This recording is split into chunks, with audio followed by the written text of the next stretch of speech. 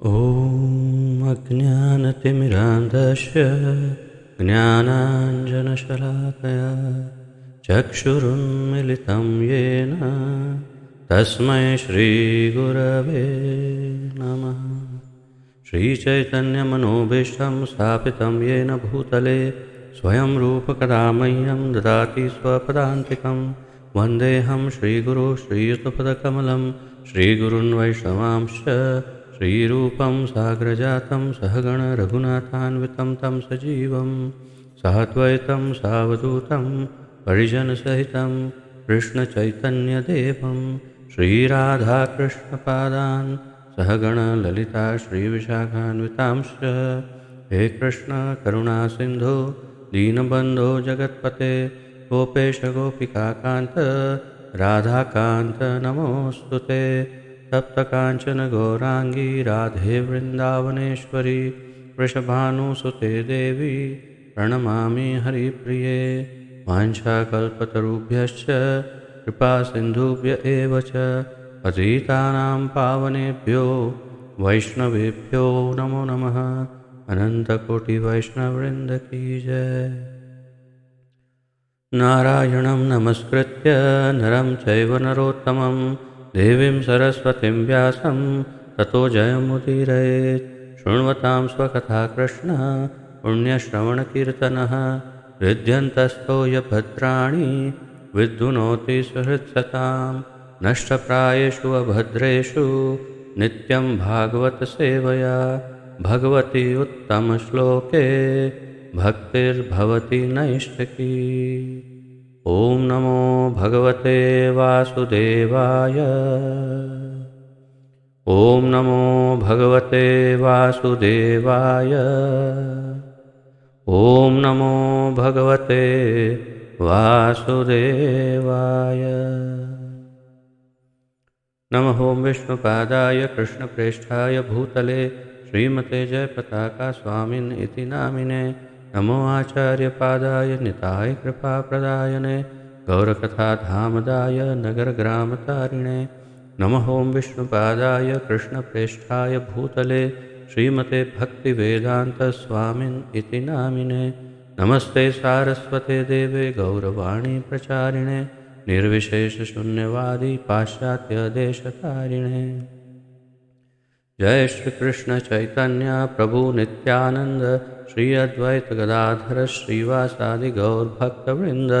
हरे कृष्ण कृष्ण कृष्ण हरे हरे हरे राम राम राम हरे हरे।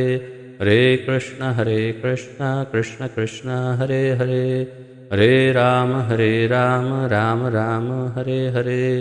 हरे कृष्ण कृष्ण कृष्ण हरे हरे हरे राम राम राम हरे हरे।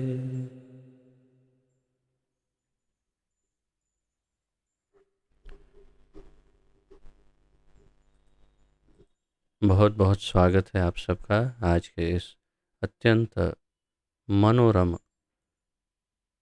आनंददायक उद्धारक पावनकारी इस ज्ञान यज्ञ में, जिसके अंतर्गत हम श्रीमद् भागवत महापुराण का सम्मिलित रूप से अध्ययन कर रहे हैं, जिसका आलेखन हमारे इस्कॉन के संस्थापक आचार्य श्री श्रीमद् अभय चरणारविंद भक्तिवेदांत स्वामी श्रील प्रभुपाद जी ने किया है। श्रील प्रभुपाद की जय। प्रथम स्कंद के प्रथम अध्याय के 14वें श्लोक तक पहुँचे हैं। आइए पुनरावर्तन करते हैं पिछले 3 श्लोकों का जो हमने कल किए और फिर आगे बढ़ते हैं। सभी स्क्रीन देख पा रहे हैं?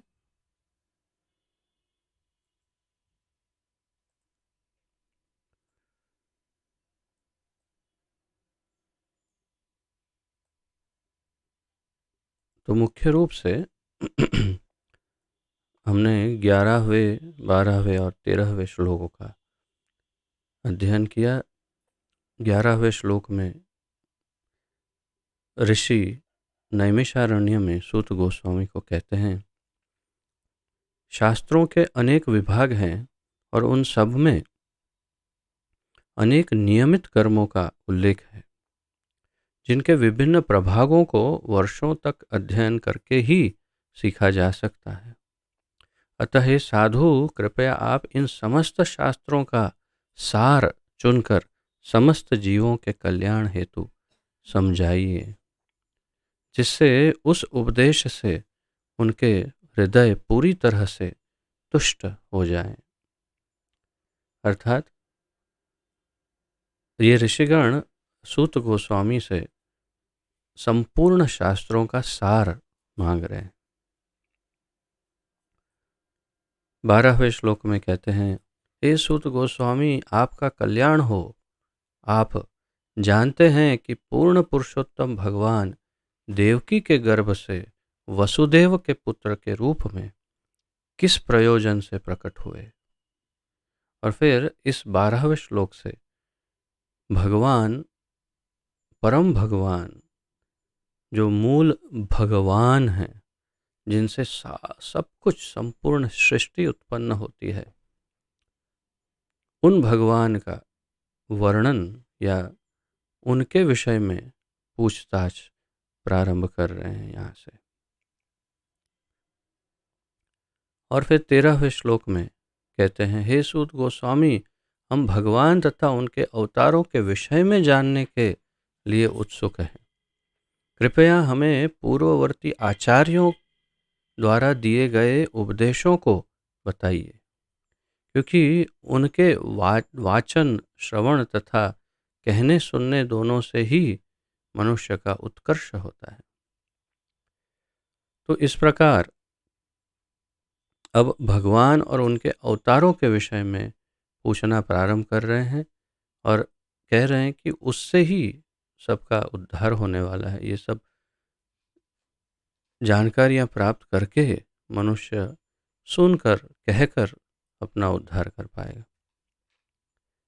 तात्पर्य में हमने कुछ एक बहुत महत्वपूर्ण 2 पॉइंट्स दिखाए प्रभुपाद जी ने, कि यहाँ से उन्होंने, सारे ऋषियों ने 2 शर्तें प्रस्तुत की है, जिन शर्तों के आधार पर ये निर्धारित होगा कि इसके लिए योग्य कौन है। तो यहाँ पर परम सत्य के दिव्य संदेश के श्रवण हेतु आवश्यक शर्तें प्रस्तुत की गई है। अगर सुनना है तो ये 2 शर्तें। पहली शर्त है कि श्रोता को अत्यंत निष्ठावान तथा सुनने के लिए उत्सुक होना चाहिए। दूसरी शर्त यह है कि वक्ता मान्य आचार्यों की शिष्य परंपरा में से हो। जो आजकल जैसे कोई भी भागवत कथाकार बन जाता है बिना योग्य दीक्षा के, तो इस प्रकार नहीं होना चाहिए। ऐसा ऋषिगण, ये प्रभुपाद जी यहाँ पर तात्पर्य में हमें समझा रहे हैं। तो अब चलते हैं आज के श्लोक की तरफ। 14वां श्लोक, उसका उच्चारण करते हैं।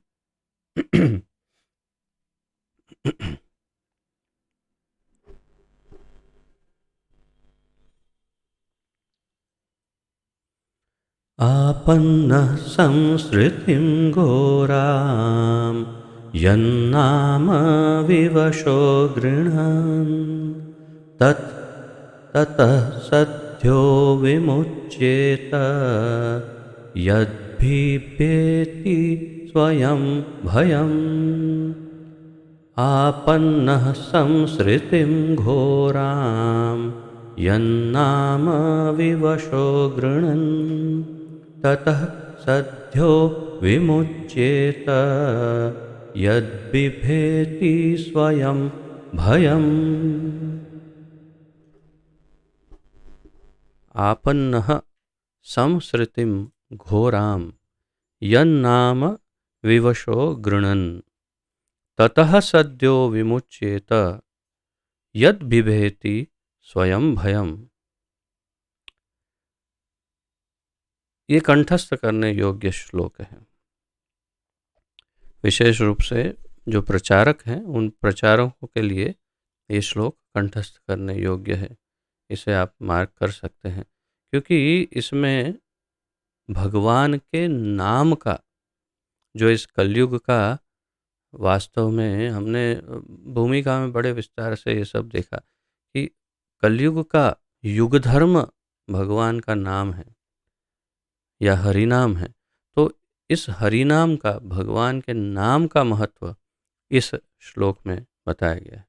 जैसे अगले श्लोक में भगवान के भक्तों का महत्व समझाया जाएगा, तो इस श्लोक में भगवान के नाम का महत्व यहाँ पर इस श्लोक में बताया है। शब्दार्थ देखते हैं। आपन्नः, फंसे हुए। आपन्नः यानी कि जो फंस गए हैं, जकड़ लिए गए हैं या आवृत्त हो गए हैं, तो आपन्नः फंसे हुए। संसृतिम, जन्म मृत्यु के चक्र में, जन्म और मृत्यु के चक्र में जो फंसे हुए हैं। संसृतिम, जैसे भगवत गीता में है श्लोक, आ ब्रह्म भुवनालोका पुनरावर्तिनो अर्जुन। तो अगर कोई इस ब्रह्मांड के अंदर कोई जीव घुस जाता है, तो फिर ब्रह्मलोक से लेकर पाताल लोक तक पुनरावर्तन, 14 भुवन में पुनरावर्तन करता है जीव। अर्थात जीवात्मा अलग अलग शरीर लेता है, कभी ब्रह्मा बन सकता है, कभी कोई देवता, कभी कोई असुर, कभी मनुष्य, कभी कोई पशु, कोई नीचे के लोकों में कोई जीव। 14 भुवन में 84 लाख योनियों में कहीं भी भटक सकता है। तो ऐसे ही यहाँ पर जो जीव फंसे हुए हैं, जन्म मृत्यु के चक्र में फंसे हुए, घोराम, अत्यंत उलझे हैं। ये शब्द बड़ा भयानक है, घोर। घोराम यानी बहुत ही बड़ी तकलीफ में है, बहुत ही बुरी तरह से फंसा हुआ हो कोई, उसे घोर, घोर बहुत ही भयानकता का प्रतीक है। तो अत्यंत भयानक ढंग से जो उलझे हुए हो। यत, जो, नाम, परम नाम यानी भगवान का नाम, विवशः, अनजाने में, विवश, विवश होकर हम कहते हैं हिंदी में, यानी मजबूरी से, या फिर यहाँ संस्कृत में इसका शब्दार्थ है अनजाने में। विवशः यानी अनजाने में। इंग्लिश में प्रभुपाद जी अनुवाद करते हैं अनकॉन्शियसली, तो वास्तव में हिंदी में उसका योग्य अनुवाद नहीं हुआ। अनकॉन्शियसली यानी जिनकी चेतना में न हो, जो चेतना में न हो, इस प्रकार से। तो अनजाने में तो कभी कभी चेतना होती है, परंतु अनजाने में से उत्तम ये होगा कि अचेत अवस्था में, ऐसा कह सकते हैं। अनकॉन्शियसली का सीधा अनुवाद करेंगे हिंदी में तो अचेत अवस्था में, ऐसे होता है। हाँ,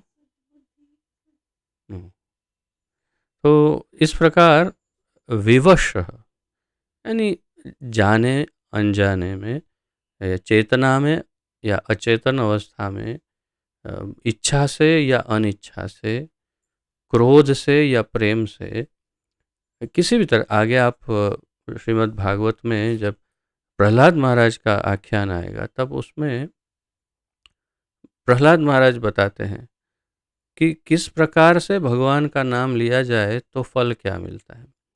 तो उसमें भी वे यही कहते हैं, अज्ञानाद अथवा ज्ञानाद उत्तम श्लोक नाम यत। ये तो श्लोक अलग है, परंतु जैसे ये एक श्लोक है, उसी तरह प्रहलाद महाराज भी कहते हैं कि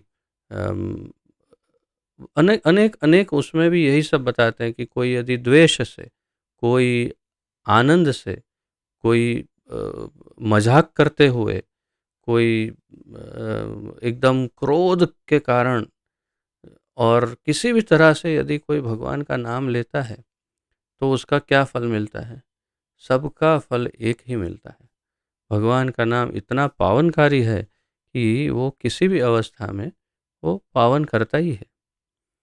तो यहाँ पर इस बात का एक शब्द में ये सभी बातों को समाहित कर लिया है। विवशः के अंदर सब आ गया वास्तव में, कि जाने या अनजाने में अगर वो भगवान का नाम लेता है तो क्या होता है, गृणन, उच्चारण करते हुए, नाम उच्चारित करता है, गृणन, उच्चारण करता है नाम का। जैसे आगे आप अजामिल का आख्यान सुनेंगे इसमें भागवत में, तो अजामिल भी अपने बेटे का नाम लेता है। उसके मन में, चेतना में कहीं भी नारायण है ही नहीं, भगवान का कोई विचार तक नहीं है, परंतु अपने पुत्र का नाम है नारायण और वही नाम उच्चारण करते हैं नारायण।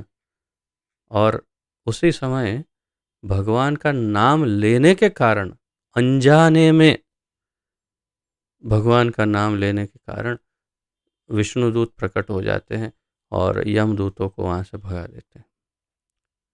तो ये नाम का प्रभाव है। ततः, उससे, बल्कि मैं अगर इस पर लेक्चर हम अगर दें, मैं या कोई भी भक्त जो जानकार हैं, वो इस पर अगर नाम के ऊपर लेक्चर दें तो मुझे लगता है कुछ एक आध सप्ताह तो बोल सकते हैं कम से कम, कम से कम। इतने इतने प्रमाण हैं शास्त्रों में कि भगवान का नाम कितना पावनकारी है। तो ततः, उससे, सद्यः, तुरंत, विमुच्यते, अब ये शब्द महत्वपूर्ण है। उससे क्या होगा, सद्यः, तुरंत, तुरंत बहुत महत्वपूर्ण है। सद्यः, तुरंत ही क्या होगा, तुरंत, विमुच्यते, मुक्त हो जाता है, यत, जो, बिभेति, अब ये आखिरी जो है ना, यद बिभेति स्वयं भयम, इसे आप इस पर फोकस करिए। यद बिभेति स्वयं भयम, यत, जो, बिभेति, डरता है, कौन, स्वयं, स्वयं कौन, भयम, साक्षात भय जिससे डरता है, वो है भगवान का नाम। कितना महत्वपूर्ण श्लोक है ये, इसे अवश्य कंठस्थ करने जैसा है कि भगवान के नाम में इतनी शक्ति है कि साक्षात भय स्वयं ही इस नाम से डरता है। तो इसके तात्पर्य में भी प्रभुपाद जी यही बहुत विस्तार से समझाते हैं, हम देखेंगे। पहले अनुवाद देखते हैं। जन्म तथा मृत्यु के जाल में उलझे हुए जीव यदि अनजाने में भी कृष्ण के पवित्र नाम का उच्चारण करते हैं तो तुरंत मुक्त हो जाते हैं, क्योंकि साक्षात भय भी इनसे, यानी नाम से, नाम प्रभु से भयभीत रहता है। यहाँ वास्तव में हिंदी में इससे लिखा था, तो मैंने थोड़ा करेक्शन करके इनसे कर दिया है यहाँ पर, क्योंकि प्रभु भगवान जैसे आदरणीय है, परम आदरणीय, ऐसे उनका नाम भी परम आदरणीय ही है। तो अंग्रेजी में कहीं बार कोई वो सम्मान के कोई शब्द है नहीं, थे पहले की ओरिजिनल अंग्रेजी में धाव और ऐसे, लेकिन अब तो है नहीं, इसलिए अनुवादक को कई बार कन्फ्यूजन होता है कि कहाँ पर सम्मानजनक शब्द लिखे और कहाँ पर सामान्य। तो यहाँ इन्होंने इससे लिखा है, लेकिन इनसे यानी किन से, नाम प्रभु से, नाम प्रभु। आगे हम देखेंगे कि नाम और भगवान दोनों एक ही है, उनमें कोई अंतर ही नहीं है। तो क्योंकि साक्षात भय भी इनसे, नाम से भयभीत रहता है। तो जन्म तथा मृत्यु के जाल में उलझे हुए जीव, यदि आप अपने आप को इस जन्म मृत्यु के जाल में उलझा हुआ समझते हैं, तब तो फिर ये हमारे लिए ये उपयुक्त है। यदि आपको कभी भी ऐसा लगा है कि हाँ, हम ये क्या जन्म मृत्यु के चक्र में फंसे हैं, ये कब लग सकता है, जब आपको ये एहसास हो कि आप शरीर नहीं हैं। यदि आपको ये लगता है कि आप ये शरीर हैं, तो इसमें कुछ नहीं हो सकता फिर, क्योंकि तब तो फिर इसका क्या करें। लेकिन यदि आपको ये एहसास हो गया हो कि हाँ, मैं ये शरीर नहीं हूँ, शायद मैंने बहुत शरीर लिया पहले, और एक ही एक बात बार बार पुनः पुनः चर्वित चर्वणा नाम, यानी कि जो एक बार चबाया हुआ है उसके थूकते हैं, फिर उसी को उठा के चबाते हैं, फिर थूकते हैं, फिर उठाकर चबाते हैं, कितना गंदा लगता है। तो अ, ऐसा कार्य हम कर रहे हैं। जो आहार, निद्रा, भय, मैथुन, ये 4 जो सामान्य क्रियाएँ हैं, उसे हम जन्मों-जन्मांतर से दोहराते जा रहे हैं। क्यों? क्योंकि हम बस इसी में आनंद ढूँढने का प्रयास कर रहे हैं, लेकिन मिल नहीं रहा। अनेक शरीर बदल दिए। तो यदि अगर हम अपने आप को इस जाल में उलझा हुआ समझते हैं, तब तो फिर हमारे लिए उपयुक्त है ये कि यदि अनजाने में भी कृष्ण के पवित्र नाम का उच्चारण करते हैं, अनजाने में भी, तो अ, अ, उसका क्या फल मिलेगा? अगर चलो जैसे कि किसी ने भगवान का एकदम ध्यान से नाम लिया, बिल्कुल एकदम सावधानीपूर्वक, हे कृष्ण, तब तो फिर समझ सकते हैं कि हाँ, भगवान सुनेंगे, लेकिन कोई उसका कोई आइडिया ही नहीं है। जैसे कि प्रहलाद महाराज बताते हैं कि अम, सांकेत्यम पारिहास्यम व स्थोभनम हेलनम एव व वैकुंठ नाम ग्रहणम इत्यादि। तो सांकेत्यम, संकेत से कैसे? जैसे प्रभुपाद जी बताते हैं कि इस्लाम में एक शब्द है हराम। तो हराम का अर्थ है बहुत ही खराब, बुरा, जो बहुत ही घृणित है, उसे हराम कहते हैं। और यदि अंतिम समय में कोई मुसलमान यदि बिल्कुल अंतिम शब्द हराम ऐसा बोल करके अपना जीव त्याग करे, तो भगवान श्री रामचंद्र के धाम में वो चला जाएगा। अरे ऐसा कैसे? ऐसा कैसे हो सकता है?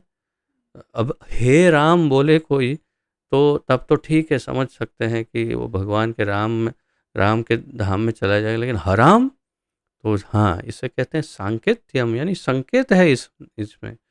संकेत किसका है? राम शब्द का संकेत मात्र है, तो भी भगवान रामचंद्र उसे अपना ही नाम समझते हैं। तो कोई संकेत से, जैसे हराम शब्द है, वैसे कोई भी अन्य शब्द के मध्य में यदि भगवान का नाम आ जाता हो, उस शब्द में नाम आभास आता हो, भगवान के नाम का आभास होता हो, तो भी उसमें भगवान के नाम का ही फल मिलेगा।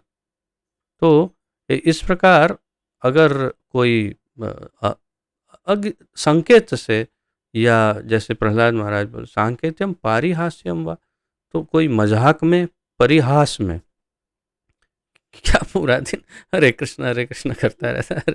ये लोग हरे कृष्ण वाले, और गया एकदम से मृत्यु आ गई तो बोले हरे कृष्ण बोल दिया इसने लास्ट में।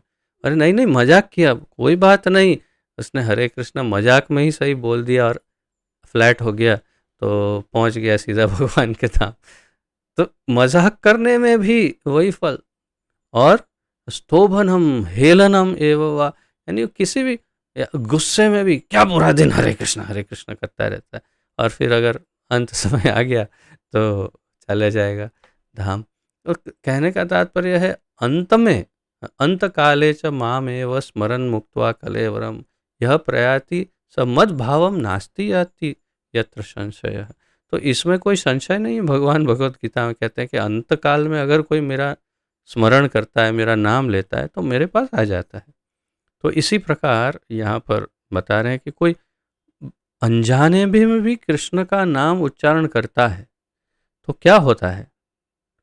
अच्छा, ये तो अंतिम समय की बात नहीं है, पूरे जीवन में कभी भी अगर वो भगवान का नाम ले लेता है, तो तुरंत मुक्त हो जाता है। हम अब देखिए, कई बार इस्कॉन में जाते हैं, तो भक्त जो भी कुछ देते हैं, प्रसाद देते हैं, तो बोलते हैं हरे कृष्णा। फिर वो नहीं, सामने नहीं बोलते तो बोलते बोलिए हरे कृष्णा। वो बोले हाँ हरे कृष्णा, लाइए लाइए। तो क्यों बुलवाते हैं भगवान का नाम? क्योंकि कारण यही है कि किसी भी तरह से, तो आप सभी को ये स्मरण रखना चाहिए कि सभी को या तो हरे कृष्णा बोलवाना चाहिए, या तो आपको जोर जोर से उसका उच्चारण और कीर्तन करना चाहिए, या फिर आपको ये तिलक धारण करके, जैसे ये नाम उत्तरी हमने धारण की है, तो इस प्रकार नाम उत्तरी या ऐसा कुछ हो जिससे सामने वाला पढ़े, अरे हरे कृष्ण लिखा है, तो वो पढ़कर भी उसके मन में हरे कृष्ण आए। तो कृष्ण का नाम, भगवान का नाम यदि किसी तरह से येन केन प्रकारेण मनः कृष्णम निवेशय, रूप गोस्वामी बताते हैं कि किसी भी तरह से मन को कृष्ण में निवेशित करो भाई। अगर भगवान में निवेशित हो जाएगा आपका मन, तब मुक्ति संभव है। तो ये एक बार नाम लेने की बात है यहाँ पर, कि जन्म तथा मृत्यु के जाल में उलझे हुए जीव यदि अनजाने में भी कृष्ण के पवित्र नाम का उच्चारण करते हैं तो तुरंत मुक्त हो जाते हैं। ऐसे अनेक श्लोक हैं शास्त्रों में जिसके अंदर ये वर्णन है कि केवल एक बार भगवान का नाम ले लेने से इतने पाप भस्म हो जाते हैं, इतना पाप करना संभव ही नहीं है। कलिकाल कुसर्पस्य तीक्ष्ण द्रंष्टस्य माँ भयम, गोविंद नाम दानेन दग्धो भस्मति यस्य ताम। यानी कलयुग एक काले सर्प, भयानक सर्प की तरह है, और भगवान गोविंद का नाम जो है वो ऐसी अग्नि है जो ऐसे भयानक सर्पों को भस्म कर देती है। तो कलयुग के अंदर तो पाप ही पाप है, और ऐसे महापापी युग के अंदर यदि आप एक बार गोविंद का नाम ले लेंगे तो सारे पाप धुल जाएंगे। और ऐसे अनेक और भी श्लोक हैं जो अभी मुझे पूरी तरह स्मरण नहीं है, जिसमें ये स्पष्ट रूप से कहा गया है कि एक बार भगवान का नाम लेने से इतने पाप भस्म हो जाते हैं जितने पाप करना संभव ही नहीं है। इस मनुष्य जीवन में इतने पाप ही नहीं कर सकता कोई, जितना एक बार नाम लेने से चला जाता है। तो आप पूछेंगे, पूछना ही चाहिए कि फिर तो हम क्यों, हमें तकलीफ हो रही है? तो दो कारण हैं। एक कारण तो ये है कि हम पाप तो निरंतर कर ही रहे हैं, करते ही रहते हैं। आधे से अधिक पाप तो ऐसा कर रहे हैं जिनका आपको ज्ञान ही नहीं, और कुछ पाप ऐसे हैं जिसका ज्ञान है फिर भी करते ही रहते हैं। तो अभी तो आपने गोविंद कह दिया, पाप भस्म हो गए, और तुरंत पाप करना शुरू कर दिया। कैसे? जैसे मैं सांस ले रहा हूँ तो अनेक कीटाणु जीवाणु मेरे शरीर में प्रविष्ट होते हैं, मर जाते हैं। और मैं चलता हूँ, मैं कोई भी क्रिया करता हूँ तो अनंत जीवाणु कीटाणु मरते हैं। तो ये तो पाप है, क्योंकि मुझे अधिकार नहीं उन्हें मारने का। और इस प्रकार अनेक प्रकार से हम उसके ऊपर कितना बड़ा व्याख्यान दिया जा सकता है, कैसे कैसे पाप करते रहते हैं। मन वचन कर्म से, कई बार मन से, अपने वचनों से, कर्म से कैसे कैसे कैसे हम पाप करते रहते हैं। तो यानी प्रोसेस चालू है। और दूसरा ये भी है कि हम कई बार अपराध करते हैं, विशेष रूप से वैष्णव अपराध, नाम अपराध, धाम अपराध। ये 3 अपराध, उसमें सबसे प्रमुख है वैष्णव अपराध। अगर वैष्णव अपराध करते हैं हम, किसी वैष्णवों की निंदा, उनको दुख पहुंचाते हैं, उन्हें तकलीफ पहुंचाते हैं जाने या अनजाने में, तो भी बहुत तकलीफ़ें हमें भोगनी पड़ सकती है। तो हमें अपने आप को, हमें आत्मनिरीक्षण करना चाहिए कि क्या मेरे द्वारा कोई अपराध हुआ है, किसी वैष्णव का या नाम प्रभु का, या किसी तरह से धाम में अपराध हुआ हो, या फिर किसी तरह से ऐसा तो कुछ नहीं कि मैं कोई ऐसा पाप कर रहा हूँ जिसकी जानकारी मुझे नहीं है।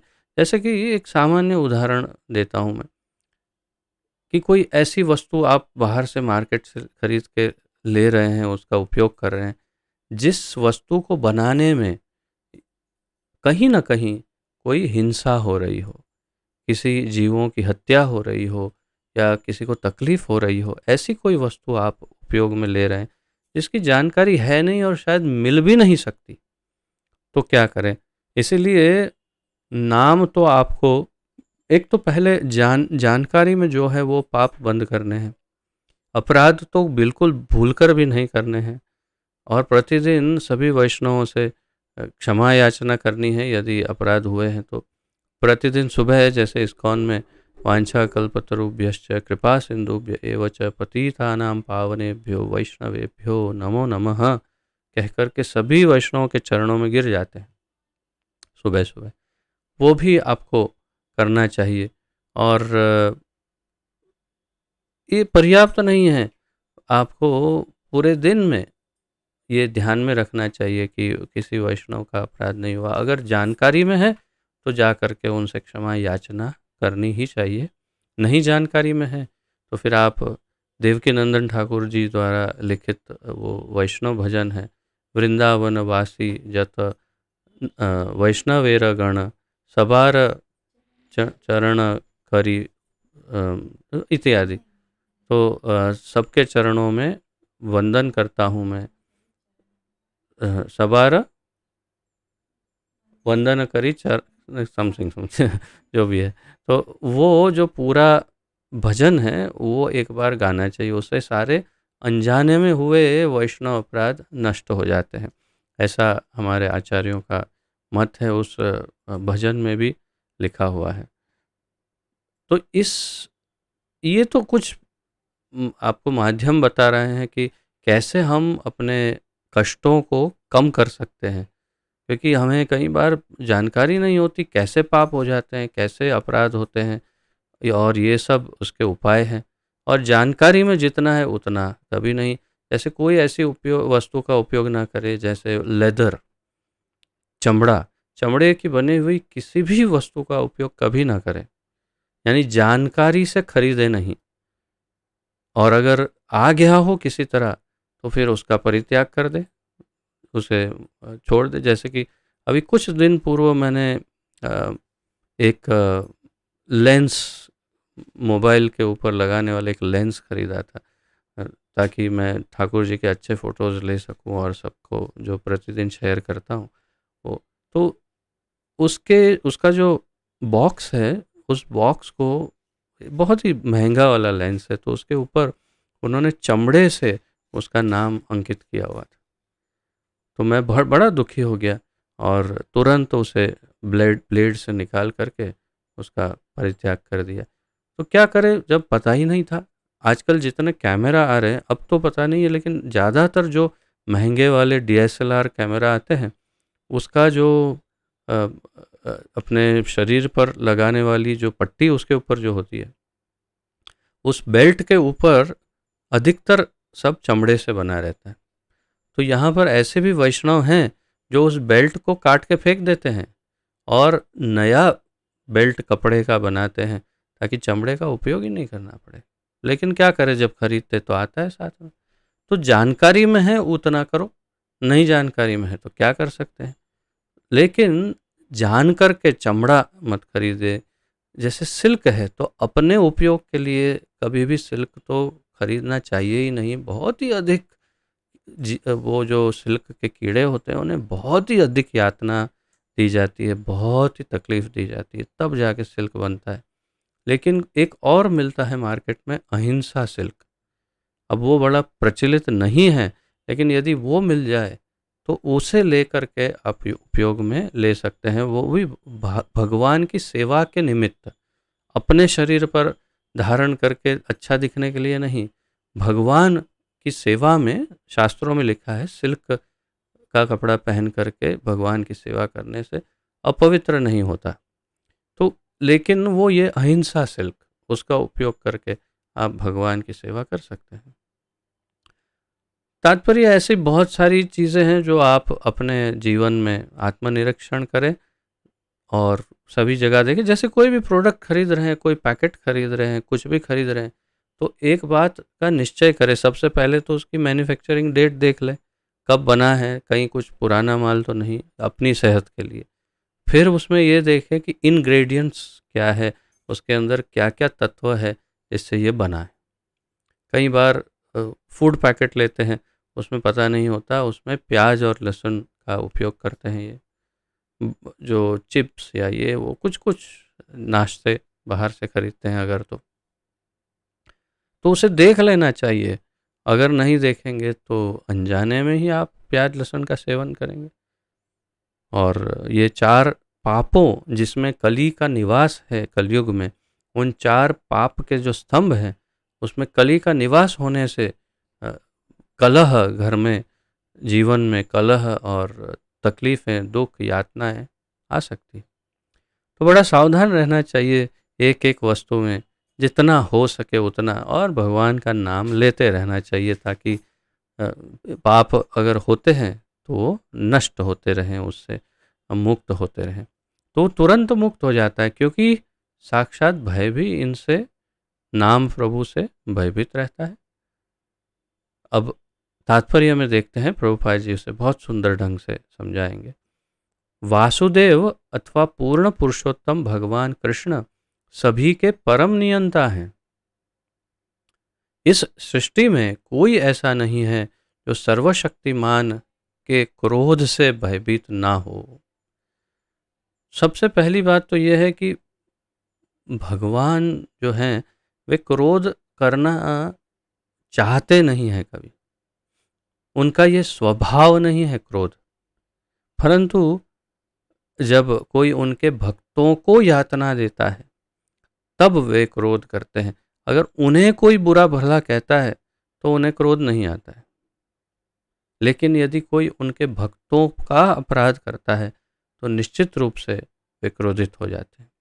तो उसका सबसे बड़ा उदाहरण आपके श्री नरसिंह देव, भगवान श्री नरसिंह देव नरहरि, जिनका कल आविर्भाव दिवस है। तो ये भी बता दूं, कल हमारा क्लास नहीं होगा क्योंकि कल नरसिंह चतुर्दशी है और हम सभी मंदिर में जाएंगे, अभिषेक करेंगे और शाम को ही होगा अभिषेक। तो इसलिए कल बहुत बड़ा उत्सव है, कल उपवास करिए नरसिंह देव के लिए और अपना जीवन सफल बनाइए, नरसिंह देव की बड़ी कृपा मिलेगी।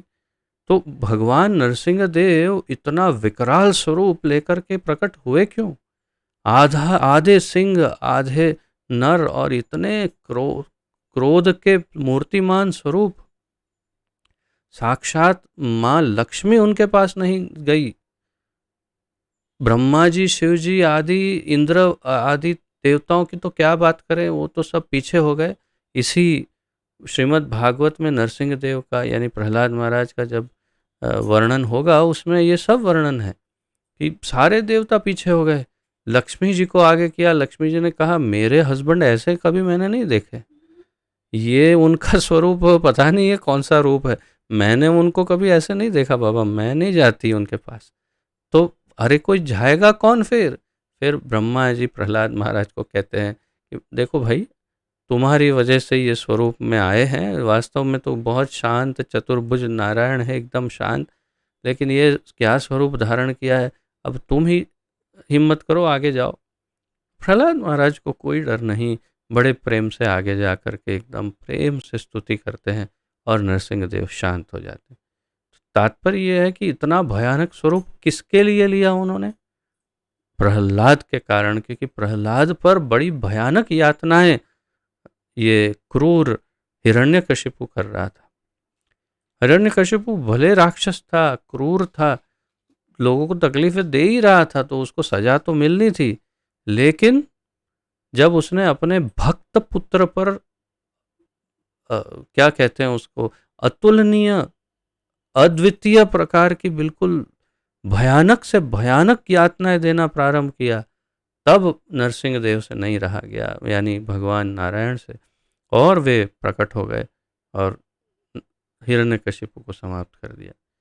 तो इसी प्रकार जितने भी क्रोधा अवतार हैं आप देखेंगे तो उसमें मुख्य रूप से सार रूप में अगर देखेंगे तो कहीं ना कहीं अपने भक्त को जब यातना मिल रही है तो उसी के कारण वे अवतार लेते। इसीलिए पवित्राणाय परित्राणाय साधुनाम विनाशाय च दुष्कृताम। तो पहला कार्य क्या है? परित्राणाय साधुनाम, अपने भक्तों का उद्धार करने, उनको आनंद देने के लिए, और फिर विनाशाय च दुष्कृताम, और उनको यातना देने वाले दुष्टों का संहार करने के लिए, संभवामि युगे युगे। तो इसीलिए हर युग में आते हैं भगवान। तो यहाँ पर इस बात को एकदम स्पष्ट हमें समझना है कि भगवान जब भी क्रोध करते हैं तो वो केवल अपने भक्तों के रक्षा हेतु या उनके उद्धार हेतु करते हैं।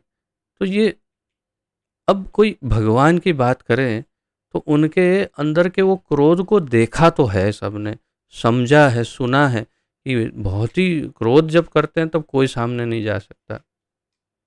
तो ऐसे क्रोध क्रोध के समय पर कौन उनसे डरता नहीं। तो जो एकदम शुद्ध भक्त है वो उनसे नहीं डरता है, परंतु डरता कौन है? बोले और किसी की क्या बात करे, जो भय है, जो भय डर, वो डर स्वयं उनसे डर जाता है। भगवान से स्वयं भय, मूर्तिमान भय उनसे भयभीत हो जाता है। तो इस सृष्टि में कोई ऐसा नहीं जो सर्वशक्तिमान के क्रोध से भयभीत ना हो। और फिर उदाहरण दिया प्रभुपाद जी ने, रावण, हिरण्यकशिपु, कंस जैसे विकट असुर तथा ऐसे ही अत्यंत शक्तिशाली जीव भगवान द्वारा मार डाले गए। और अंत तो बड़ा स्पष्ट है, जब भगवान को क्रोध आता है तो फिर छोड़ते ही नहीं। लेकिन यदि उसमें कोई भक्त बीच में आ जाए तो छोड़ देते हैं। जैसे कालिया का उदाहरण आएगा आगे 10वें स्कंद में, कि कालिया को बस मारने ही वाले थे, काली नाग कालिया उसके ऊपर चढ़ गए और उसको जब फिनिश करने वाले थे तो नाग पत्नियां वैष्णवियां थी, ठाकुर जी की भक्त थी सब। इसलिए उन्होंने प्रार्थना की नाग पत्नियों ने कि ठाकुर जी हम तो आपकी भक्त हैं और आप बहुत ही दयालु हैं, ये बहुत ही क्रूर है ये सर्प और इसने बहुत लोगों को यातना दी है, ये दंड का पात्र है, इसमें कोई संशय नहीं, परंतु आप दयालु हैं, अगर थोड़ी दया करके इसको छोड़ देंगे तो अच्छा रहेगा। भगवान ने तुरंत सुन लिया, ठीक है। और फिर कहते हैं भगवान, क्योंकि आपके कारण मैंने इसको छोड़ दिया है, अन्यथा ये छोड़ने योग्य जीव नहीं है। तो रावण, हिरण्यकशिपु, कंस जैसे कितने असुरों को भगवान ने मार दिया। पराक्रमी वासुदेव ने अपनी सारी निजी शक्तियां अपने नाम को प्रदान कर रखी है। तो भगवान वासुदेव पराक्रमी यानी बड़े तेजस्वी, शक्तिशाली, सर्वशक्ति संपन्न है। और ऐसे पराक्रमी वासुदेव अपनी सारी निज सर्वशक्ति, जो सभी शक्तियां हैं, वो अपने नाम को प्रदान कर रहे हैं। आपको स्मरण होगा कि भूमिका के बिल्कुल अंत में हमने शिक्षाष्टकम का अध्ययन किया था। शिक्षाष्टक जो श्री चैतन्य महाप्रभु ने लिखा है, उसमें महाप्रभु कहते हैं, नाम नाम कार्य बहुधा निज सर्वशक्ति तत्रार्पितः नियमितः न स्मरणे न कालः। तो आपने नाम नाम कार्य बहुधा निज सर्वशक्ति तत्रार्पितः, आपने अपनी सारी शक्तियां अपने नाम के अंदर अर्पित कर दी है। भगवान आपने आपकी सारी शक्तियां अपने नाम के अंदर भर दी है। तो भगवान का जो नाम है वो सबसे अधिक शक्तिशाली है। तो प्रत्येक वस्तु उनसे संबंधित है और प्रत्येक वस्तु की अपनी पहचान उनमें ही निहित है। प्रत्येक वस्तु उन्हीं से संबंधित है और प्रत्येक वस्तु की पहचान उनमें निहित है। सर्व कारण कारणम, भगवान जैसे ब्रह्म संहिता में कहते हैं, ईश्वर परम कृष्ण सच्चिदानंद विग्रह अनादिर आदि गोविंद सर्व कारण कारणम। सभी कारण की, ये क्यों हुआ तो उसका कारण वो है, अच्छा वो क्यों हुआ उसका कारण वो है, अच्छा तो वो कैसे हुआ तो उसका कारण वो है, उसका क्या कारण है, उसका कारण है भगवान। यानी सारे कारणों को ढूंढते ढूंढते, किसी भी वस्तु को ले लो, कोई भी वस्तु, कोई घटना, किसी, उसके पीछे जाएंगे, जाते जाएंगे, जाते जाएंगे, वो क्यों हुआ, वो क्यों हुआ, वो क्यों हुआ, तो अंत में वासुदेव कृष्ण की तरफ पहुंच जाएंगे। सर्व कारण कारण ब्रह्मा जी कहते हैं। ब्रह्मा जी अपने इस ब्रह्म संहिता की जो रिपीटेशन वाली लाइन जो स्तुति है, उसमें इस बात को बताते, ये प्रथम लाइन है, प्रथम कड़ी, पूरी ब्रह्म संहिता के 5वां जो पूरा अध्याय है जिसमें भगवान का संपूर्ण वर्णन है, उसके सबसे पहले श्लोक की अंतिम कड़ी में कहते हैं सर्व कारण कारणम। सभी कारणों के मूल कारण भगवान कृष्ण है। तो प्रत्येक वस्तु उनसे संबंधित है और प्रत्येक वस्तु की अपनी पहचान उनमें ही निहित है। यहाँ पर यह कहा गया है कि कृष्ण के नाम से साक्षात भय तक भयभीत रहता है। और भय की हमने अभी चर्चा की कि साक्षात भय उनसे भयभीत रहता है। साक्षात भागवत में ये लिखा हुआ है, यद बिभेति स्वयं भयम। तो अब ये तो प्रमाण है कि शास्त्र कहते हैं उनसे भय भी भयभीत रहता है, लेकिन विशेष रूप से उनके नाम से यह इस बात का सूचक है कि कृष्ण का नाम भगवान कृष्ण से अभिन्न है। तो इससे एक बात हमें स्पष्ट हो रही है कि भगवान और उनका नाम दोनों अभिन्न है, दोनों अलग अलग नहीं है। पद्म पुराण में एक श्लोक है जो इसको बड़ा स्पष्ट रूप से समझाता है। नाम चिंतामणि कृष्ण चैतन्य रस विग्रह पूर्ण शुद्धो नित्य मुक्त अभिन्नत्वान नाम नामिनः।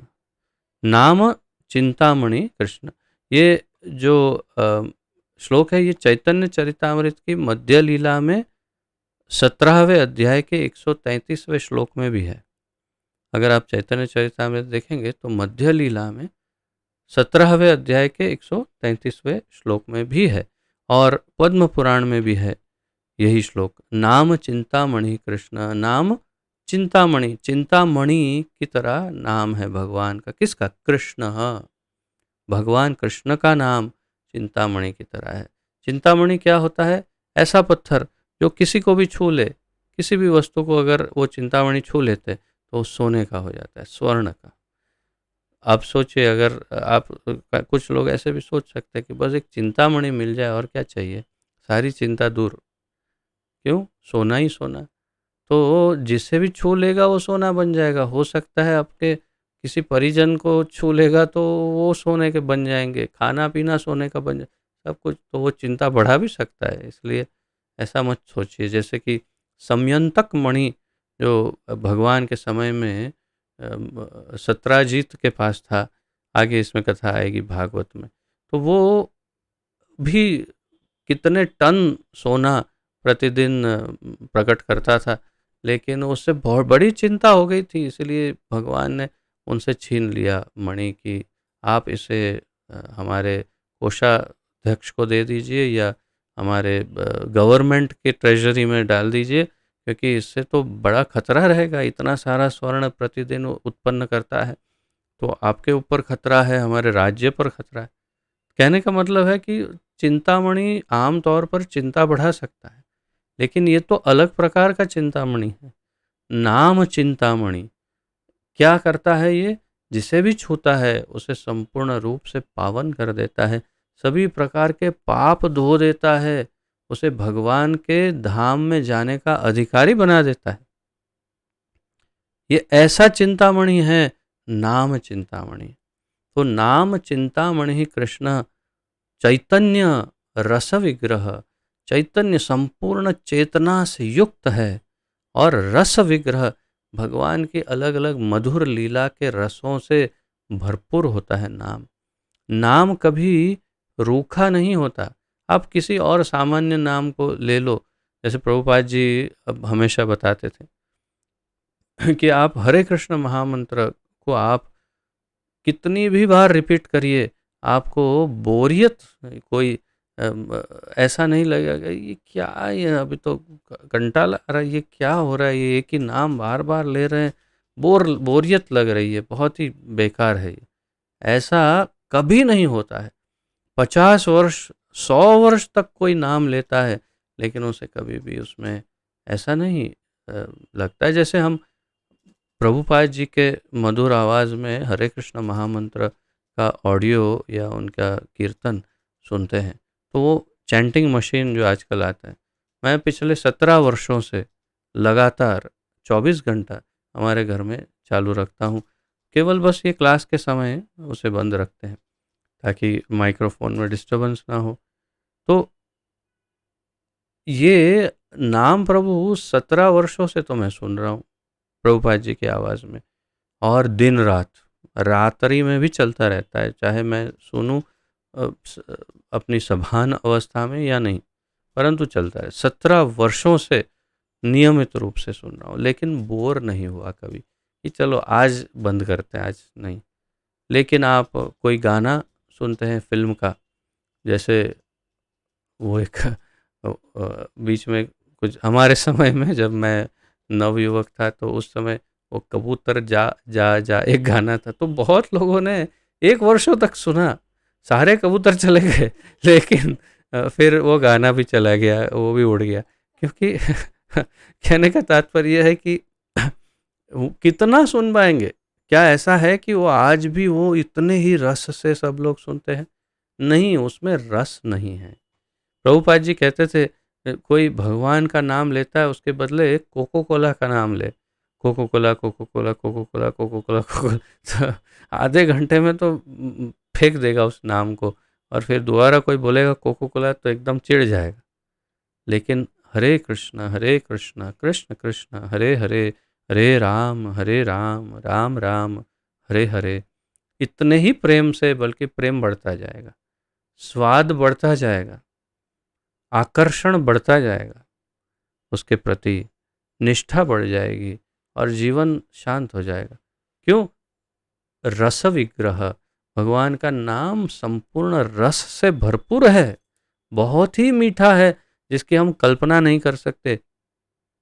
चाहे कितने फिल्मी गाने देख लो, चाहे कोई और कुछ भी हो, लेकिन उसमें इतना रस नहीं जितना भगवान के नाम में है।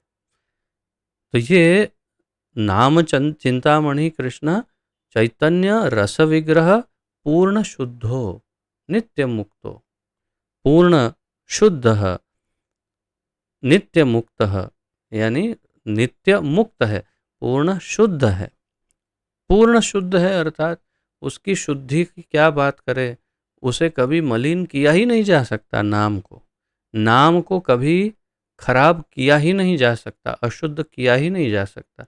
इसीलिए टॉयलेट में बैठ कर उस समय भी, उस प्रक्रिया के समय भी आप यदि उसे नाम स्मरण करते हैं, तो कोई उच्चारण करते तो कोई दोष नहीं है।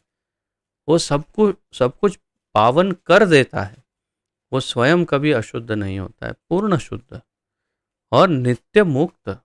भगवान का नाम नित्य मुक्त भी रहता है, यानी कि वो कभी भी किसी भी वस्तु से बंधता नहीं। नाम भगवान का कि हाँ, अब ये भगवान का नाम जो है, नहीं अब ये हमारी जकड़ में आ गया, नहीं नहीं इससे ये आवृत हो गया, इससे ढक गया, अब ऐसा होगा तो नाम की शक्ति खत्म हो जाएगी।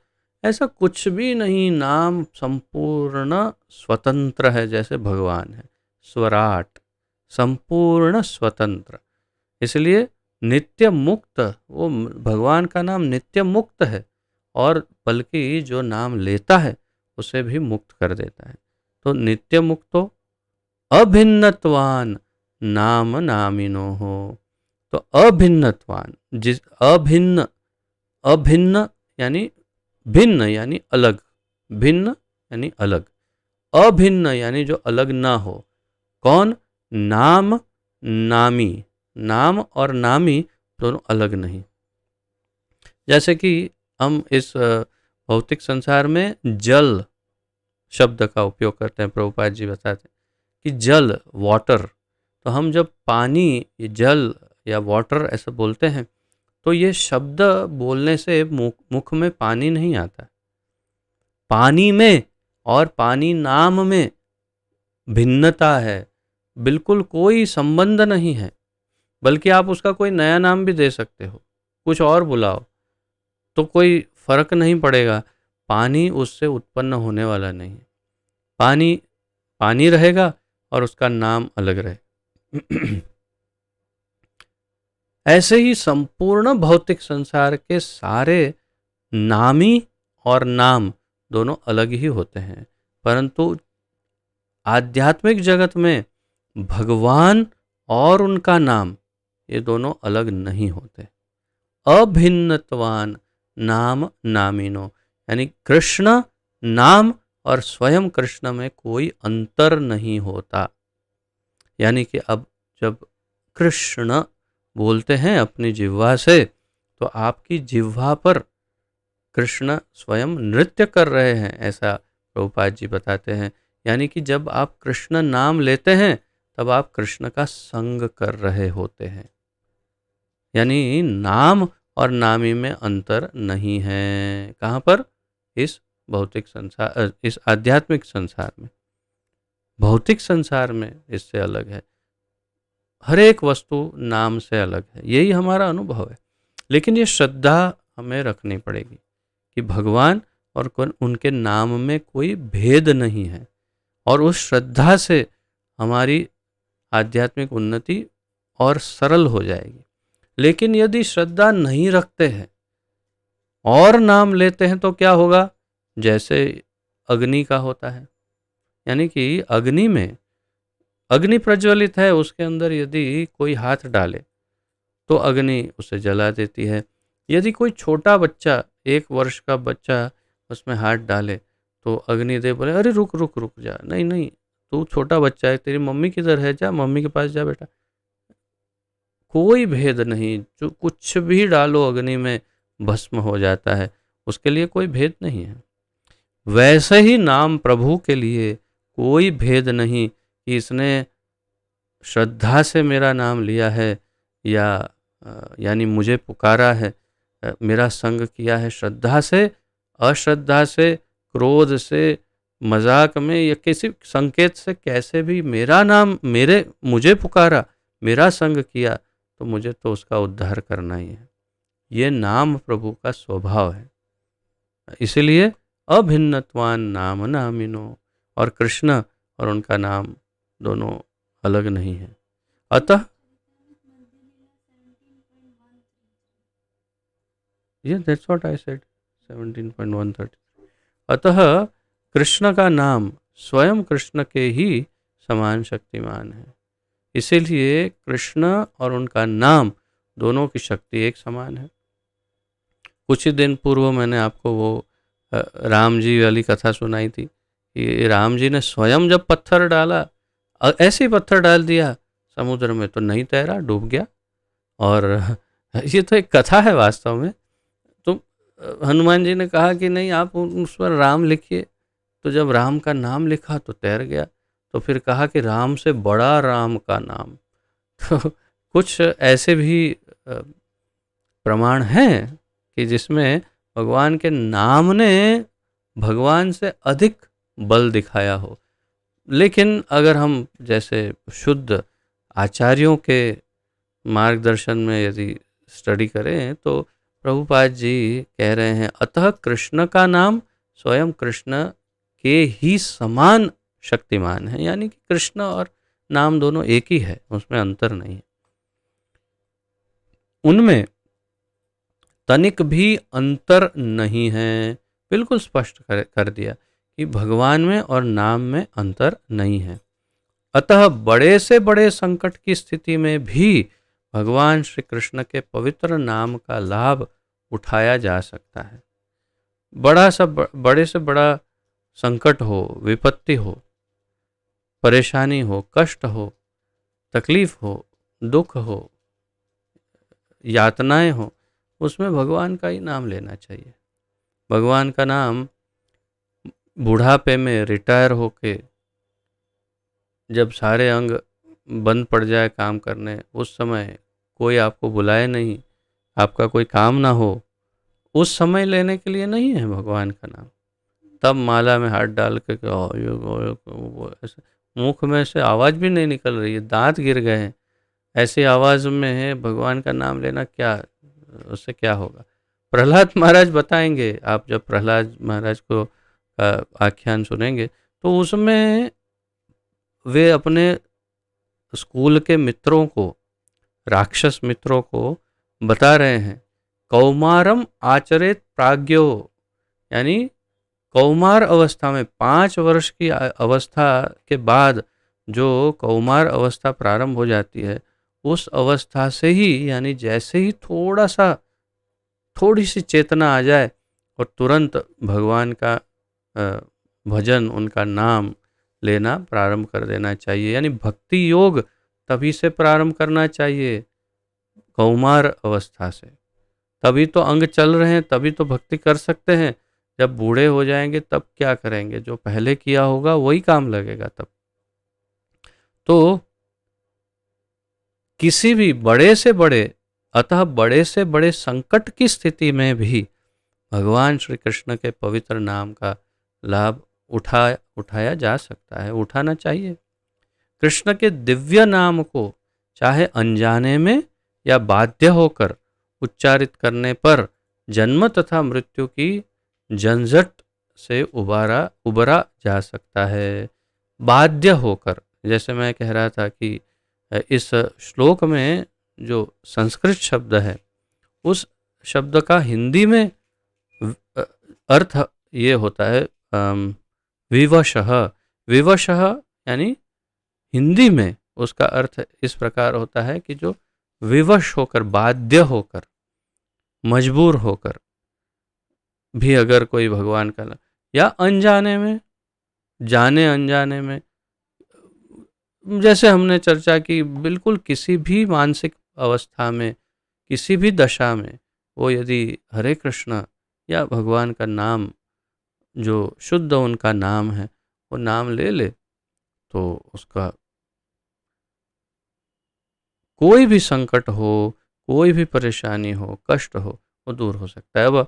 अब देखिए, कई बार भक्त, जो नए नए भक्त हैं, अभी कोमल श्रद्धा है, तो वे कई बार अपने संकटों को मिटाने के लिए अन्य देवी देवता अथवा अन्य कोई दूसरी प्रक्रिया, कोई दूसरे स्तोत्र मंत्र, जैसे हम यहाँ पर वृंदावन में कभी कभी देखते हैं, बड़े बड़े पंडित लोग महामृत्युंजय का जाप या तो यज्ञ अनुष्ठान कुछ अपने घर में करवाते हैं, जबकि वो स्वयं होते हैं भागवत कथाकार।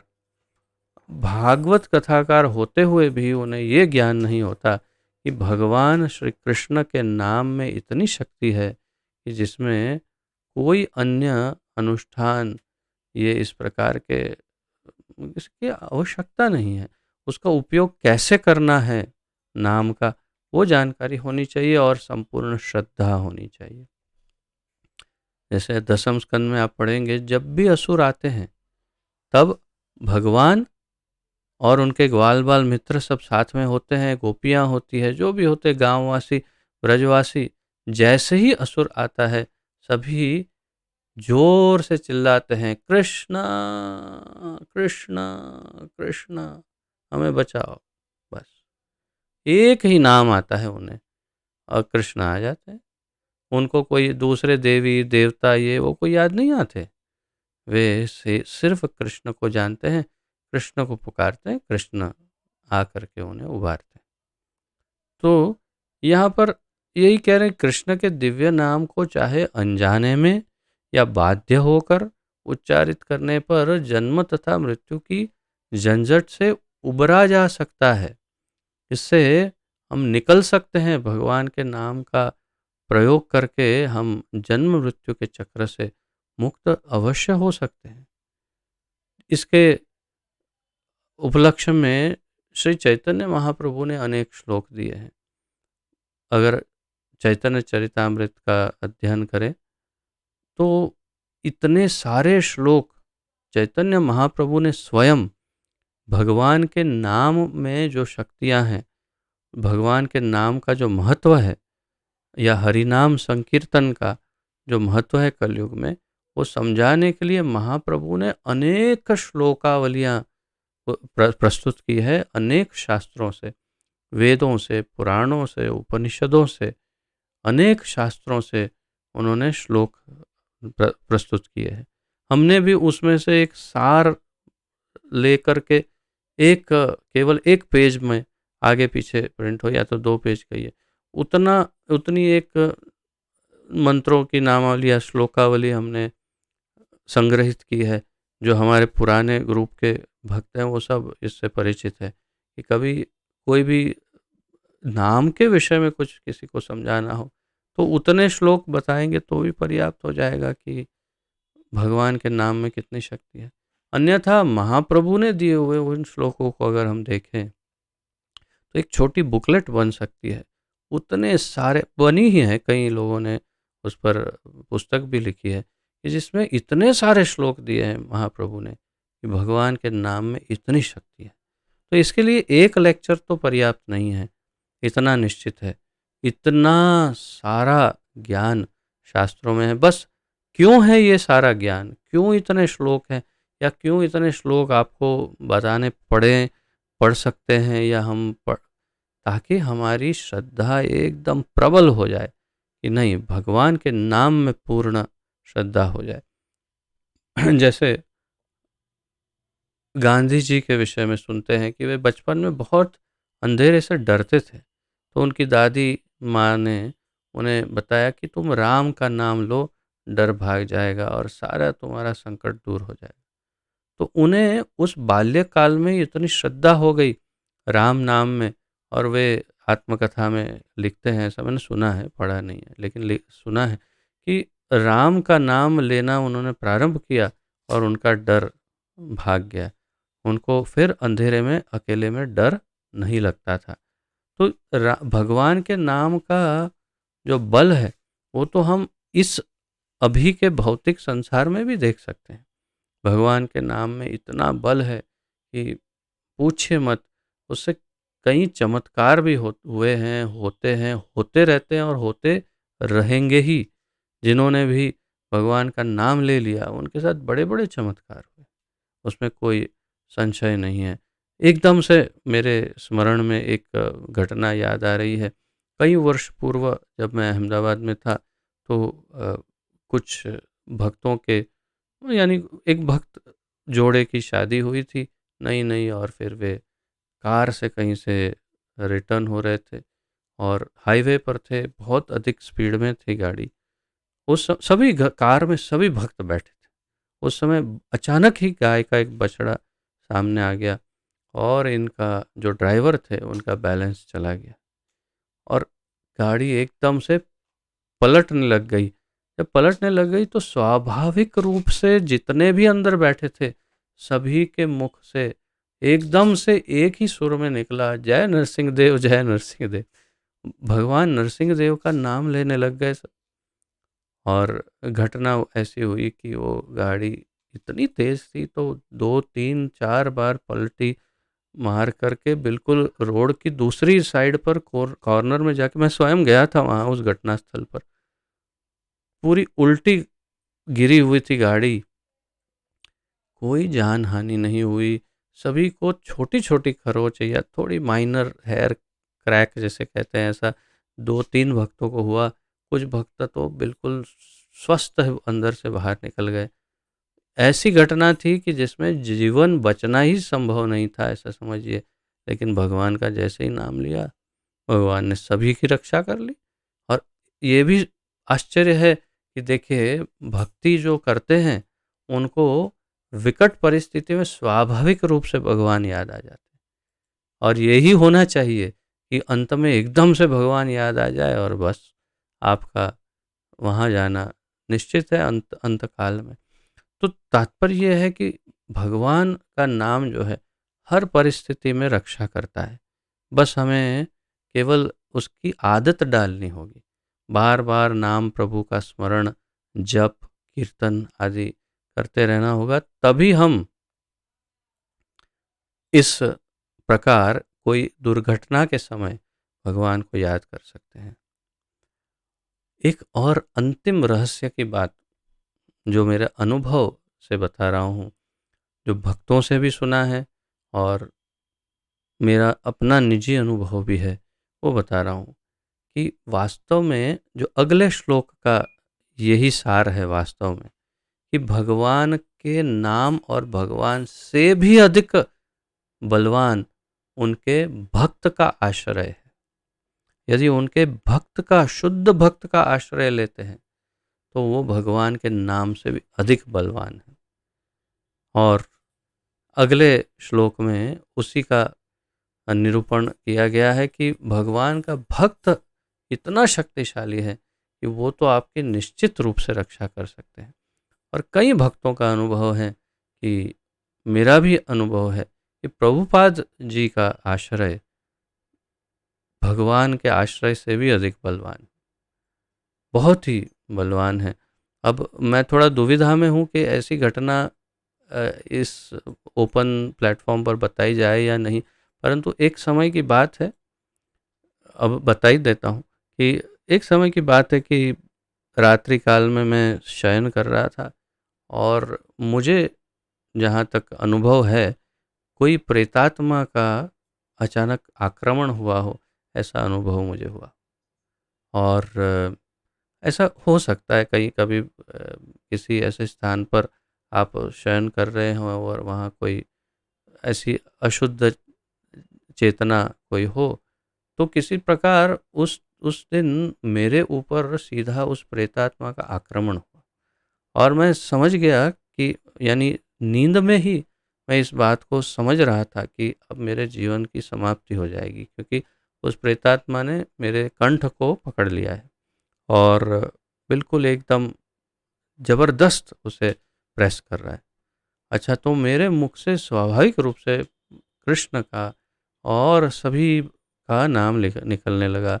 भगवान का नाम लिया, इनका नाम लिया, नरसिंह देव का नाम लिया, लेकिन कोई फर्क नहीं पड़ा। और अंत में एकदम से मेरे मुख से निकला जय श्रील प्रभुपाद, और चुटकी बजा करके एक क्षण भर में उस प्रेतात्मा ने मुझे छोड़ दिया और चला गया। एकदम से मैं उठ गया और देखा तो वास्तव में मेरे कंठ में काफ़ी तकलीफ हो रही थी और सांस लेने में परेशानी हो रही थी, जबकि कोई कारण नहीं था ऐसा होने का। तो मेरा ऐसा अनुभव रहा। और जब प्रभु सभी नाम लिए, प्रेतात्मा ने नहीं छोड़ा। हो सकता है कोई भक्त आत्मा ही हो, पता नहीं, लेकिन जब प्रभुपाद जी का नाम लिया तो तुरंत मुक्त कर दिया। प्रभुपाद के नाम के बल का अनुभव कई भक्तों ने किया है, आप भी कर सकते हैं।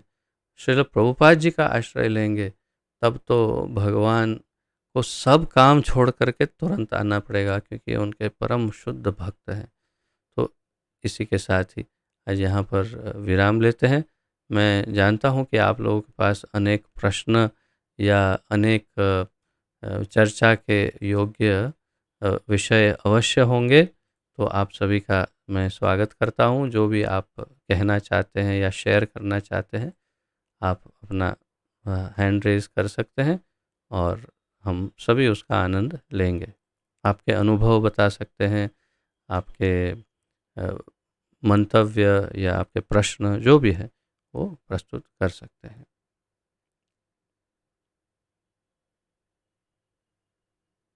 और जैसे कल निवेदन किया था, हम अब क्लास अंत करने वाले हैं, तो अभी आप अपना दर्शन भी करवा सकते हैं सबको।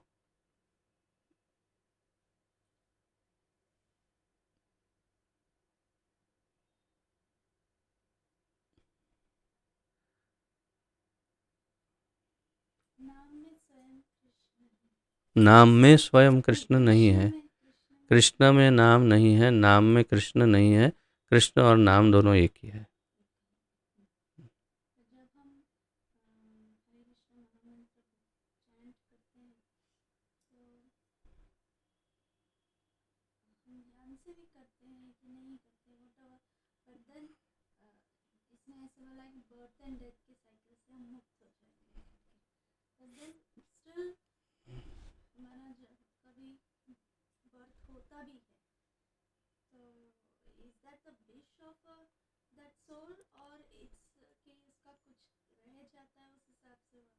प्रश्न ऐसा है कि अगर हम भगवान का नाम लेते हैं तो भी कई बार भक्तों का दोबारा जन्म हो जाता है, तो ऐसा क्यों होता है? क्या उस जीवात्मा का ये जीवात्मा की ऐसी इच्छा है, या नाम प्रभु में इतना बल नहीं है, या क्या कारण है? तो स्वाभाविक है कि ये हमारी ही इच्छाओं के कारण हम नाम प्रभु के बल को भी ओवरटेक कर जाते हैं। नाम प्रभु में इतनी अत्यंत शक्ति है कि हम वो एक बार अंत में यदि नाम लेते हैं तो भगवान का नाम हमें तार देता है। लेकिन जीवात्मा की यदि अपनी इच्छा हो कि मुझे जो भी उसकी कोई भी यदि भौतिक इच्छाएं हैं, तो फिर उसे निश्चित रूप से दोबारा जन्म लेना ही पड़ेगा अपनी इच्छाओं के लिए। इसीलिए उन मारे इच्छाओं के मारे ही हम इस भौतिक संसार में अभी सड़ रहे हैं। हम यहाँ पर क्यों सड़ रहे हैं? हम उन इच्छाओं के कारण ही तो सड़ रहे हैं कि हमें भगवान से स्वतंत्र अपनी इच्छाएं, भोगने की इच्छाएं, भोग करने की जो इच्छाएं, उनके कारण ही तो सड़ रहे हैं इस भौतिक संसार में। तो वही इच्छाएं हमें बार बार डुबाती रहती है।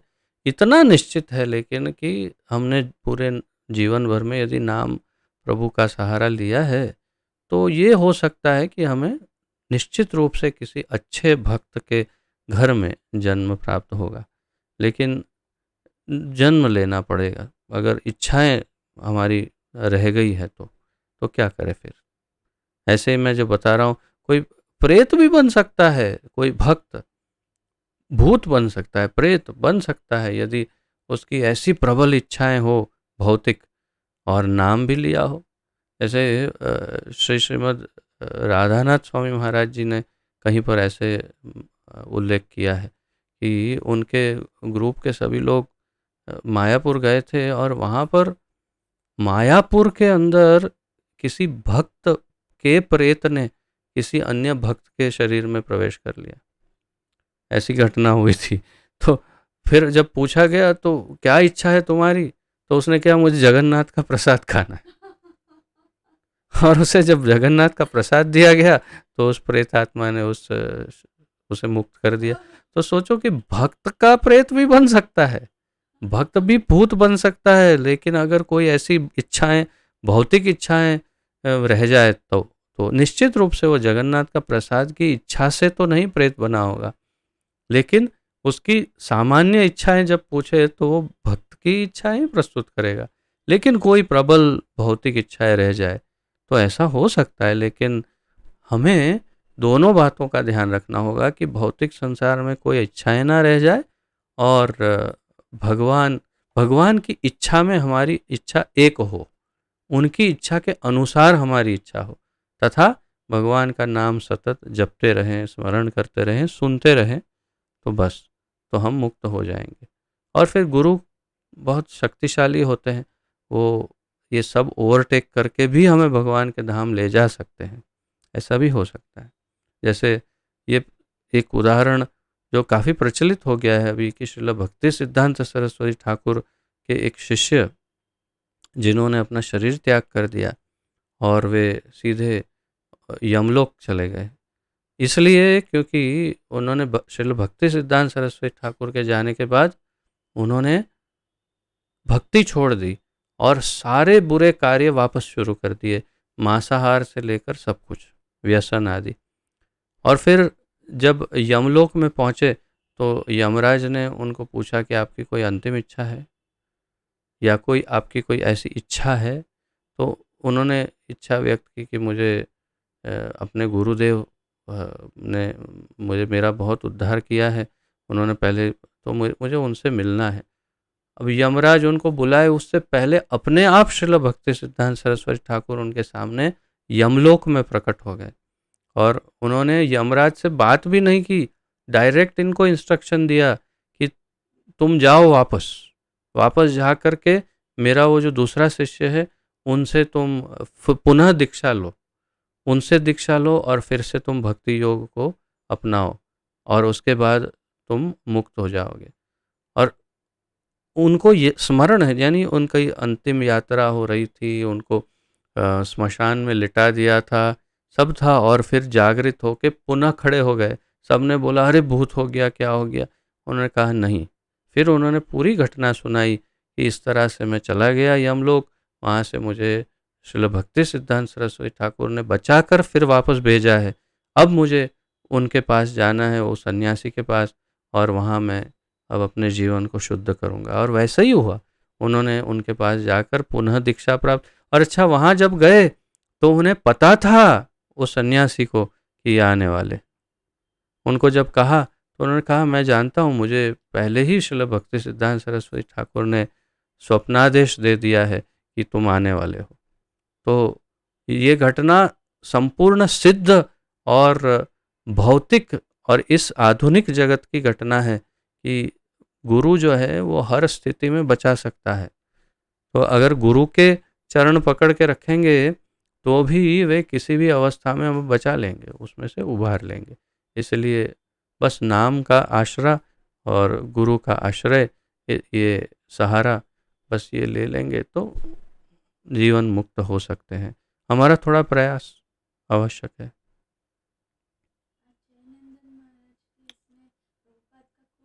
हम्म हम्म राइट।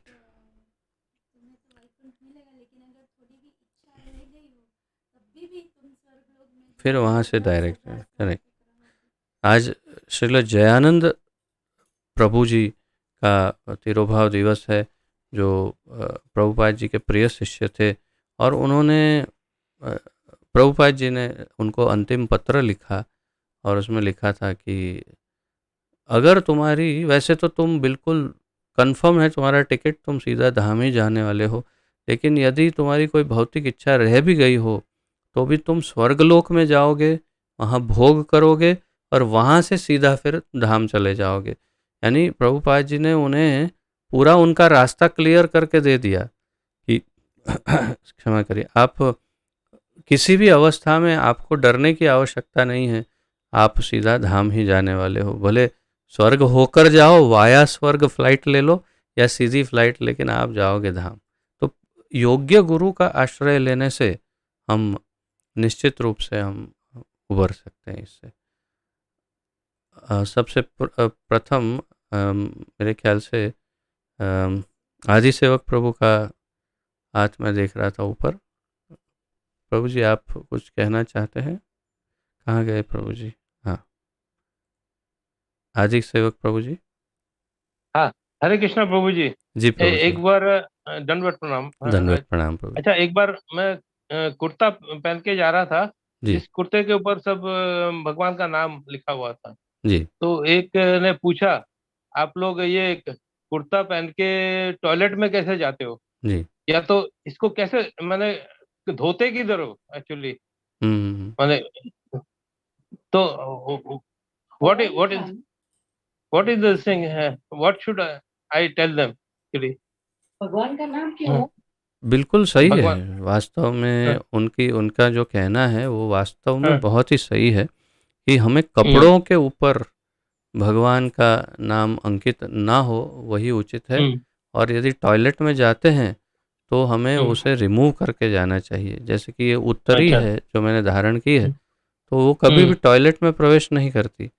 और हम्म, अगर मैं टॉयलेट जाता हूँ तो इसे बाहर निकाल करके फिर वॉशरूम जाकर फिर वापस आकर फिर इसे धारण करता हूँ। तो ये निश्चित रूप से टॉयलेट जैसी अपवित्र जगह पर हरि नाम की उत्तरी नहीं जाएगी, क्योंकि अच्छा, ये नाम प्रभु स्वयं जा सकते हैं, लेकिन ये हम्म, नाम अंकित रूप में, यानी कि भगवान के विग्रह जैसा है ये। तो भगवान के विग्रह को हम कभी टॉयलेट में नहीं ले जा सकते। तो उसी प्रकार हम्म, इसे बाथरूम में, यानी जहाँ टॉयलेट हो ऐसी जगह पर हम्म, उसे नहीं ले जाना चाहिए। केवल तो, बाथरूम हो जहाँ पर, वहाँ पर तो चल जाएगा, क्योंकि वहाँ पर कोई हम्म, ऐसी अशुद्ध जगह नहीं हो तो चल जाएगा, हम्म, लेकिन अशुद्ध जगह पर नहीं ले जाना चाहिए। हम्म, जहाँ तक हम्म, संभव हो उसे बचा। इसलिए ड्रेस जिसके ऊपर, अच्छा, आप उसके हम्म, ऊपर ही बैठ जाते हो, यानी कि हरे कृष्ण महामंत्र प्रिंट हुआ है और वो कुर्ता हम्म, आपके पीछे की साइड में भी है, और फिर हम्म, उसको उसके ही ऊपर आप बैठ जाओ, तो ये भी अच्छी बात नहीं है। तो हमारे ड्रेस पर भगवान का नाम अंकित ना हो तो ज़्यादा अच्छा है। ऐसे उत्तरी जैसे आप धारण कर सकते हैं, लेकिन ये ड्रेस का जो कंसेप्ट है वो वास्तव में उचित नहीं है। वो बात बिल्कुल सही है। अच्छा, ओके। जी। अच्छा, अच्छा, इसको मैंने धोने का भी इसको माने बाथरूम में धो नहीं सकते हैं ना? नहीं धोना ठीक। चाहिए। जहाँ पर हाँ, टॉयलेट हो वहाँ पर, उस जगह पर वहां पर नहीं। अपवित्र स्थान पर अंदर ले जाना नहीं चाहिए। तो हम्म। जैसे हमारा वॉशिंग मशीन हमारी बालकनी में है, तो अगर हम्म मान लीजिए कि हम कोई ऐसे कपड़े धोने हो तो हम्म, टॉयलेट में जाना ही नहीं पड़ता, यानी कपड़े हाँ। टॉयलेट में जाते ही नहीं है। और वैसे भी हम सब तो भक्त लोग तो कभी टॉयलेट वाले कपड़े तो होते ही नहीं है, क्योंकि जो टॉयलेट हम्म। वाले कपड़े हैं उसी के साथ स्नान करते हैं, इसलिए वो कपड़े तो हम्म, स्वच्छ स्वच्छ होते हैं। तो कहने का मतलब राइट। है, अपवित्र ऐसी कोई जगह पर इन कपड़ों को तो धोना ही नहीं चाहिए, ये भी है। एक थोड़ी एक सावधानी कि ये भगवान का नाम अंकित है, तो इसलिए ये भगवान के ही समान है, यानी कि विग्रह के समान है, कहने का मतलब है। राइट। परंतु नाम स्वयं टॉयलेट में बैठकर ले सकते हैं, उसमें प्रॉब्लम नहीं है। हम्म। ओके, थैंक ठीक यू प्रभु जी। ठीक है, धन्यवाद ओके, प्रभु जी। हरे कृष्ण। हरे कृष्ण प्रभु। अक्षय प्रभु। हरे कृष्ण प्रभु जी, दंडवत प्रणाम। जय श्रील प्रभुपाद गुरु महाराज की जय जय। जय दंडवत। प्रभु जी, जैसे शास्त्र में कहा, अभी जैसे बताया आपने कि नाम से भगवान से भगवान नाम का अ, बड़ा नाम बड़ा है, शक्तिशाली है। और फिर आपने आपका उदाहरण दिया कि प्रभुपाद जी का नाम उससे भी शक्तिशाली है, भगवान से भी। तो हमारे जीवन चरित्र को कैसे डाले पूरे दिन, जिसमें प्रभुपाद जी का नाम उच्चारित हो या हम स्मरण करें, ऐसा किस प्रकार करें? प्रभुपाद जी का नाम उच्चारित करने की आवश्यकता ऐसी इमरजेंसी केस में ही आती है, लेकिन प्रभुपाद जी ने जो कहा है वो करना ज़्यादा उपयुक्त है। प्रभुपाद जी ने कहा है, आप हरे कृष्ण महामंत्र का जप और कीर्तन करिए। क्षमा करिए। तो आप केवल जप और कीर्तन करिए, और अगर कोई विपत्ति आए जहाँ पर आपको कोई मार्ग नहीं दिखाई दे, भगवान का नाम ऐसा लगता है कि इतना कारगर नहीं हो रहा है, तो फिर आप प्रभुपाद जी का नाम लीजिए उस विकट परिस्थिति में। परंतु सामान्य परिस्थिति में, और वैसे भी आप जब नाम जप प्रारंभ करते हैं, तो हमने तो प्रशिक्षण दिया ही है हमारे ग्रुप के सभी भक्तों को कि सबसे पहले गुरु प्रणाम मंत्र, फिर प्रभुपाद प्रणाम मंत्र, और फिर 3 बार पंचतत्व मंत्र, और फिर हरे कृष्ण महामंत्र जप करिए। वो हो जाए माला एक, फिर एक बार फिर पंचतत्व मंत्र, फिर नई माला शुरू शुरू करें तो फिर से एक बार गुरु मंत्र, एक बार प्रभुपाद प्रणाम मंत्र, फिर 3 बार पंचतत्व मंत्र। तो इससे सारी शक्तियाँ एकदम परफेक्ट हो जाएगी। और जब प्रभुपाद प्रणाम मंत्र हर बार आप बोलेंगे, तो यही बात है ना, प्रभुपाद जी को बहुत आप उनका नाम एक बार इस प्रकार लेते हैं तो भी प्रभुपाद जी कनेक्टेड रहेंगे, आपके साथ संपर्क में रहेंगे। और विपत्ति हो तो जय प्रभुपाद, जय श्री प्रभुपाद, जय श्री प्रभुपाद बोलिए और बचा लेंगे प्रभुपाद। ठीक है प्रभु जी। सोनीला माता जी। जी। हरे कृष्ण। हरे कृष्ण प्रभु जी, मुझे है ना राधा रमन जी के बारे में जानना है। आप वृंदावन वासी हैं। क्या जानना है आपको? जी प्रभु जी, एक बार ऐसा हुआ था कि फेसबुक पे उनकी ना तस्वीर आई थी, फोटो। जी। तो मैं उनको वैसे देख रही थी, तो उनके हाथ में मुरली नहीं थी। तो मैं उस मुरली समय अपने, नहीं हाँ, थी? जो अच्छा अच्छा। कृष्ण भगवान की नहीं थी, तो मैं ऐसे ही, मतलब नई नई जुड़ी हुई थी अभी इस्कॉन से ही, तो मैंने उनसे ऐसे ही पूछा। मैंने कहा, भगवान सब बोलते हैं बिना मुरली के कृष्ण भगवान नहीं रहते, आपकी तो मुरली नहीं है, कहाँ गई? फिर मैं उनको देखने लगी तो वो हंसने लगे, उनके मुझे दांत भी दिखे। तो फिर मैंने बोला, अच्छा आप हंसते भी हो? फिर थोड़ी देर बाद मैंने देखा तो उनके दांत दिखना बंद हो गए। तो फिर मैंने गूगल सर्च किया, सब सर्च किया, तो फिर वहां पता चला कि उनकी दंतावली सचमुच में दिखाई देती है। जी हाँ, तो ये प्रत्यक्ष है, राधा रमन जी वे जी। शालिग्राम से उत्पन्न हुए हैं, और परसों उनके आविर्भाव का दिवस है। यानी जी। कल नरसिंह चतुर्दशी है और परसों जी। राधा रमन जी। प्राकट्य दिवस है। और आप तो उनसे बस प्रार्थना करते रहिए, वही स्वयं आपको जी अपने जी स्वरूप का ज्ञान या दर्शन करवाएंगे। क्योंकि ये जी विषय पूरा अलग है, इसलिए मैं उसके विषय हाँ पर अधिक इस मंच पर अभी अधिक नहीं बोलना चाहूँगा, जी परंतु जी निश्चित रूप से वे जो आपने अनुभव किया उसमें कोई संशय का विषय नहीं है, बिल्कुल स्पष्ट जी है कि राधा रमन जी जी बिल्कुल एकदम 100% प्रकट है। और जी उनकी अलग अलग दंतावलियाँ और वो सब, तो आप 1000 फोटो देखेंगे तो 1000 फोटो में जी अलग दंतावली नजर आएगी।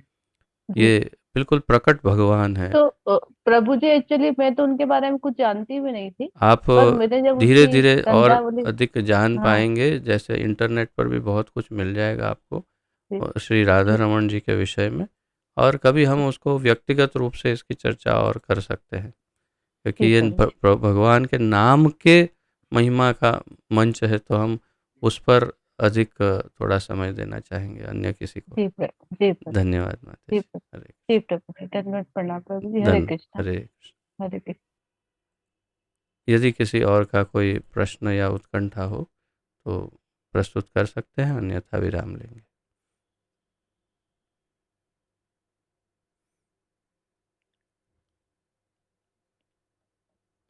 ठीक है, तो आज समय भी काफ़ी अधिक हो गया है। आप सभी का बहुत बहुत धन्यवाद। नाम प्रभु में संपूर्ण निष्ठा रखिए और गुरु चरणों में संपूर्ण श्रद्धा रखिए, तो उद्धार हो जाएगा। पतित पावन जगत गुरु श्रील प्रभुपाद की जय। पतित पावन गुरुदेव की जय। ग्रंथराज श्रीमद् भागवत महापुराण की जय। भगवन नाम प्रभु की जय। निताय गौर प्रेमानंदे हरि हरि बोल। वांछा कल्पतरुभ्यश्च कृपा सिंधुभ्य एव च पतितानां पावनेभ्यो वैष्णवेभ्यो नमो नमः। आप सभी के चरणों में दंडवत प्रणाम। सभी का बहुत बहुत धन्यवाद। हरे कृष्णा। और हाँ, कल क्लास नहीं है, परसों क्लास होगा। हरे कृष्णा।